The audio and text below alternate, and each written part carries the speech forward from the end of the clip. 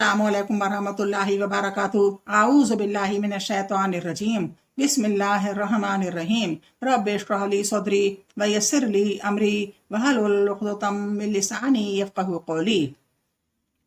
ऐ मेरे रब, मेरा सीना खोल दे और मेरा काम आसान कर दे और मेरी जुबान खोल दे ताकि लोग मेरी बात समझ पाएं। अल्लाहुम्मा सल्लि अला मुहम्मद व अला आलि मुहम्मद। आज पहले एक दुआ सुन लें। जुबान में लुकनत हो, अगर जुबान में लुकनत है या कोई भी बच्चा या बड़ा किसी बड़े के सामने, यानी अगर बच्चा है तो टीचर के सामने नहीं बोल पाता या प्रोफेसर के सामने नहीं बोल पाता, तो वो इस सूरत को बार बार पढ़े।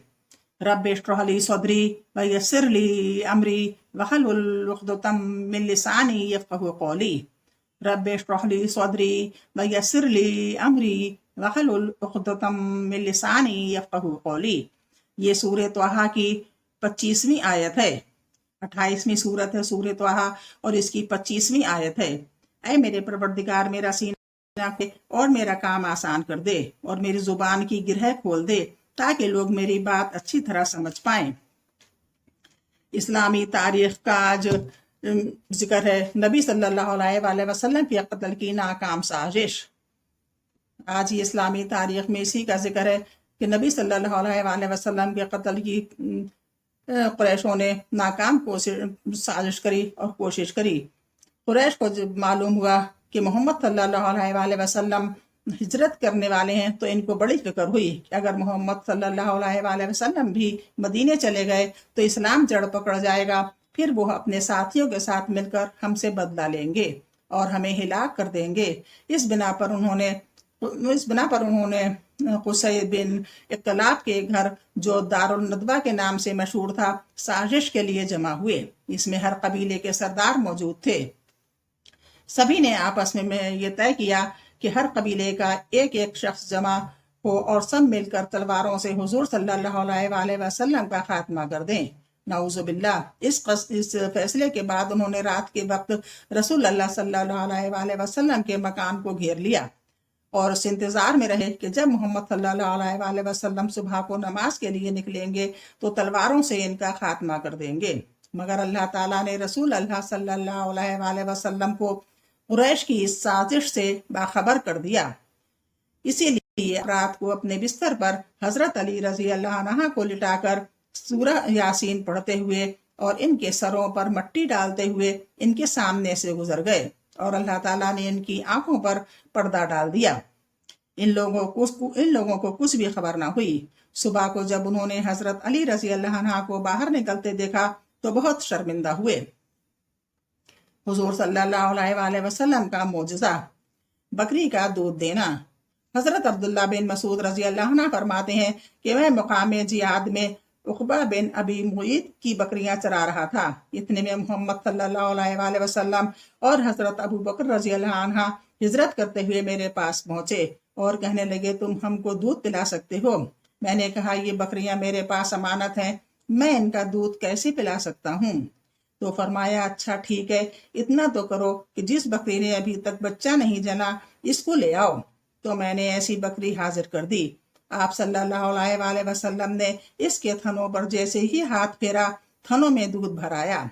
फिर इसको एक प्याले में दोहा, इसमें से आप सल्लल्लाहु अलैहि वसल्लम ने पिया, फिर हजरत अबू बकर रज़ी अल्लाह अन्हु को और फिर मुझको पिलाया और थनों से कहा, सुकड़ जाओ, तो वो थन अपनी पहली हालत पर लौट आए।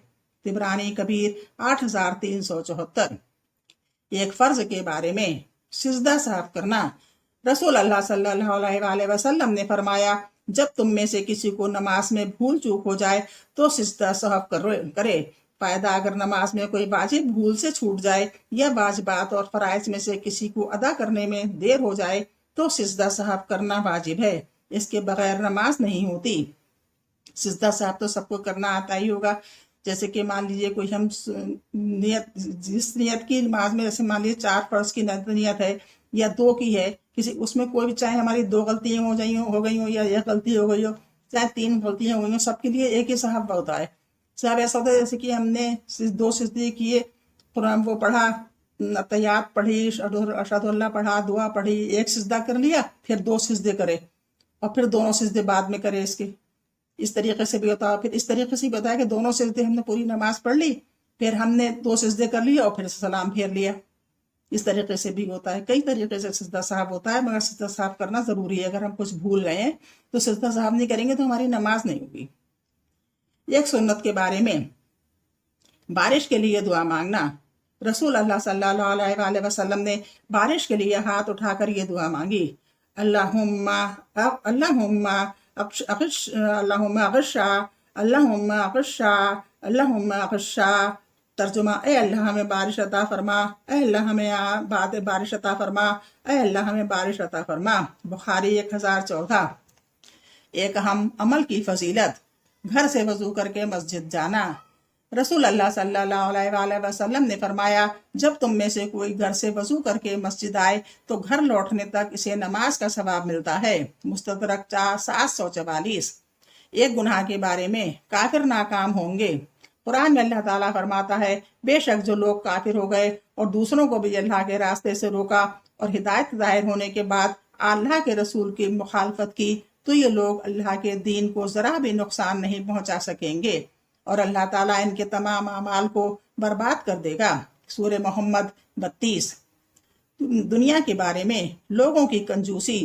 قرآن میں اللہ تعالیٰ فرماتا ہے: سن لو تم ایسے ہو کہ جب تم کو اللہ کی راہ میں خرچ کرنے کے لیے بلایا جاتا ہے تو تم میں سے بعض لوگ بخل کرتے ہیں، یعنی کنجوسی کرتے ہیں، اور جو شخص کنجوسی کرتا ہے تو حقیقت میں اپنے ہی لیے کنجوسی کرتا ہے. اور اللہ تعالیٰ غنی ہے، کسی کا محتاج نہیں، اور تم سب اسی کے محتاج ہو.